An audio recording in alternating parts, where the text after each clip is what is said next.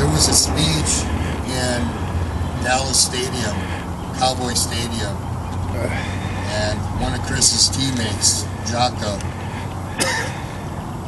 had given a riveting speech, and the man was a warrior as well as Chris.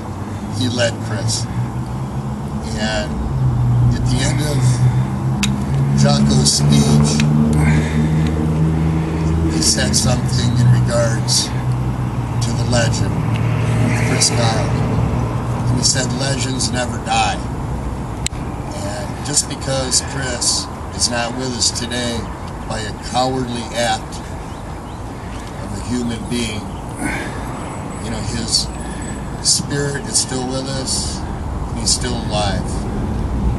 Legends never die. And that being said, Chris was a legend. Chris, my teammate and friend, was an American patriot, and it was an honor to serve with Chris in the same brotherhood. He'll never be forgotten. He was gunned down exactly a month ago. He was shot in the back and finished off with a headshot.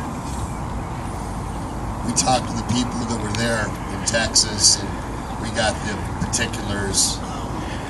He was killed alongside a good friend of his, Chad Littlefield.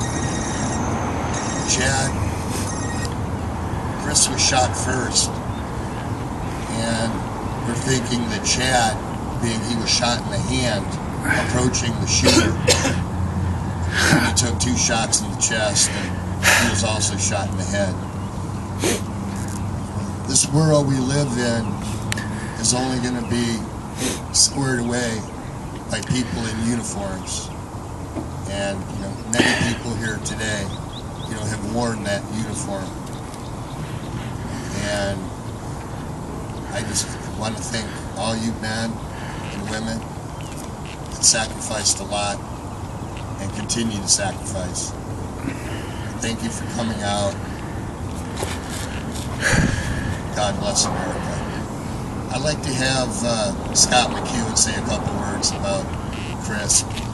Scott and I are friends from Alpine, and one day we just happened to be drinking with Chris, and the topic came up, let's write a book, Chris. And that was it as far as I was concerned. Scott went ahead with that idea, and for 3 years he got to know Chris Kyle extremely well, probably better than anybody here. And Chris and Scott wrote the book and became friends. Scott was the man that actually called me Saturday to tell me that Chris was killed. I didn't believe it. I was like, you know, what are you talking about? It was an awful feeling.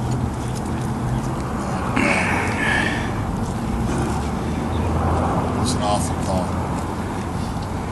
for a great man. But, that being said, here's Scott McEwen, author of American Sniper. That's co-author of American Sniper. Giving Chris his credit because this book is really was anecdotes taken directly from Chris's comments. And I guess interesting note. One time I saw a comment. I don't know where it was, in some review or something like that, and the comment was that the book read like I was sitting next to somebody at a bar having a beer, telling stories. And I thought to myself, yeah, you got it. You got exactly what this was, because it really was Chris's sitting down and just telling a group of stories over a period of time. Mom was there, I was there, and us just basically putting them into writing. So, I mean, I take no credit for this work other than I was a scrivener after the battlefield, if you will. I don't care if it was Carthage or if it was Ramadi. I was just there to basically write it down after it was done, and that's it. I will say this before I read a passage that I think is really Chris Kyle in the book, and that is that what Chris taught me and what I brought away from this is I was a patriot before I knew Chris. In other words, I loved this country. I supported its military. I really don't like to see people running this country down. or saying things that are anti-military. And I can appreciate the fact that people might have issues or differences of opinion on wars we fight or whatever else. But what Chris taught me was, look, I don't choose the war that I go to. I, as a member of the military, don't choose the battles that I go into or the battles that I have to take on. There are others in Washington, D.C., there are others in different places that choose where I go. But when I go to win. I'm not going to mess around. I'm not going there to make policy. I'm not going there to make friends. I'm going there to bring my friends back and to win, and that's my only goal. And I truly wish that if anything is taken from this book, that they take that from Chris Kyle.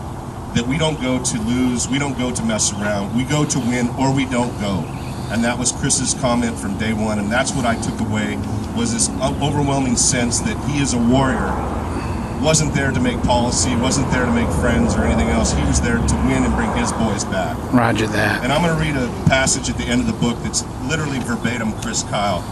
And I think it really tells what Chris Kyle was about. There's a little colorful language in here, but if those of us who knew Chris realized that there was colorful language in Chris Kyle, which was one of the things that was good about him. This is from the book at page 432, which I like to refer to as the Book of Kyle now. My regrets are about the people I couldn't save. Marines, soldiers, my buddies. I still feel their loss. I still ache for my failure to protect them. I'm not naive, and I'm beyond romanticizing war and what I had to do there. The worst moments of my life have come as a SEAL. Losing my buddies, having a kid die on me. I'm sure some of the things I went through pale in comparison to what some of the guys went through in World War II or other conflicts. On top of all the shit they went through in Vietnam, they had to come home to a country that spat on them. When people ask me how the war changed me, I tell them that the biggest thing has to do with my perspective. You know, all the everyday things that stress you here, I don't give a shit about them. There are bigger and worse things that could happen than to have this tiny little problem wreck your life or even your day. I've seen them more, I've lived them. That was Chris Kyle.